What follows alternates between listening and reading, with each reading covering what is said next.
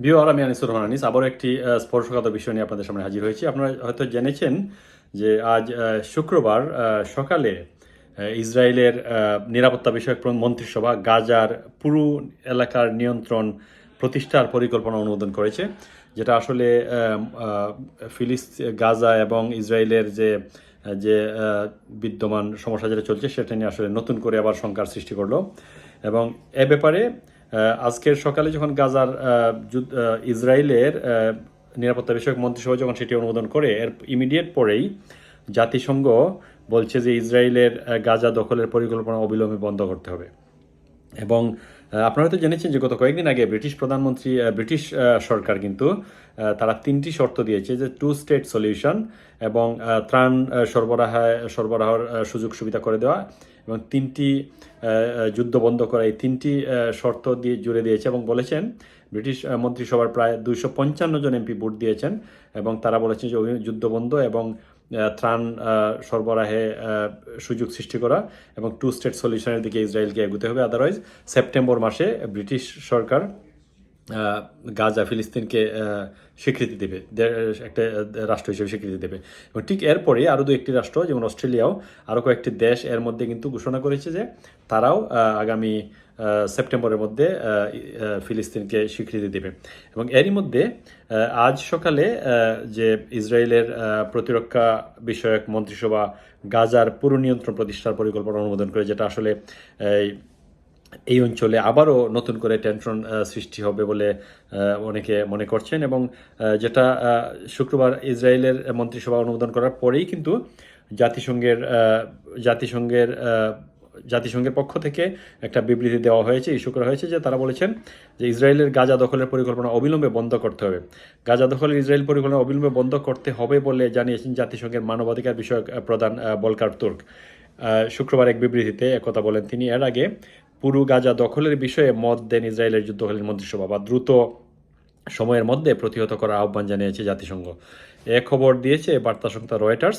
গাজা দখলের পরিকল্পনা আন্তর্জাতিক বিচার আদালতের রায়ের পরিপন্থী বলে বিবৃতি উল্লেখ করেন ভলকার তুর্ক। এবং তিনি বলেন যে ইসরায়েলকে অবিলম্বে এই দখলদারিত্ব থেকে বিরত করতে হবে। ফিলিস্তিনের দ্বিরাষ্ট্র সমাধান বাস্তবায়নের আহ্বান জানিয়েছেন তিনি। এবং এই দ্বিরাষ্ট্রের 2 স্টেট সলিউশনের আহ্বান কিন্তু ব্রিটিশ সরকারও জানিয়েছে, সহ আরও কয়েকটি দেশ, অস্ট্রেলিয়া, জার্মানি এবং কয়েকটি দেশ কিন্তু সেটা বলে যাচ্ছে। এবং গাজায় প্রায় 2 বছর ধরে ধ্বংসযজ্ঞ চালিয়ে আসছে ইসরায়েল, যেটা প্রায় 62-60 হাজারের মতো বেশি মানুষ নিহত হয়েছেন এবং লক্ষ লক্ষ মানুষ পঙ্গুত্ব বরণ করেছে। যে ব্রিটিশ সরকারের পক্ষ থেকে যেটা বলা হয়েছিল যে আমরা 2 স্টেট সলিউশনের মাধ্যমে ফিলিস্তিন রাষ্ট্রের স্বীকৃতি এবং গাজার ইসরায়েলের নিরাপত্তা, সেই জিনিসটাও কিন্তু ব্রিটিশ দেখার বিষয়। সুতরাং আজকে জাতিসংঘ গাজায় আবারও পুরো নিয়ন্ত্রণ নেওয়ার জন্য ইসরায়েলি মন্ত্রিসভা যে জিনিসটি আজকে অনুমোদন করলো, সেটির মাধ্যমে এই সংখ্যাই বিরাজ করছে যে হয়তো আবারও ইসরায়েল হয়তো গাজায় আবারও হয়তো হামলা চালাতে পারে।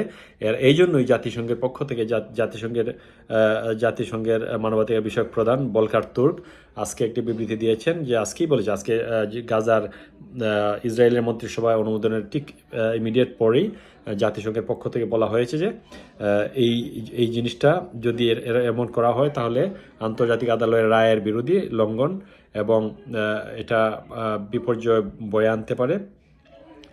বিহার আমরা মনে করি যে এই প্রত্যেকেই মনে করেন যুদ্ধ শান্তির পক্ষে, অনেকেই শান্তির পক্ষে সবাই মত দিবে, এটা আমরা মনে করি।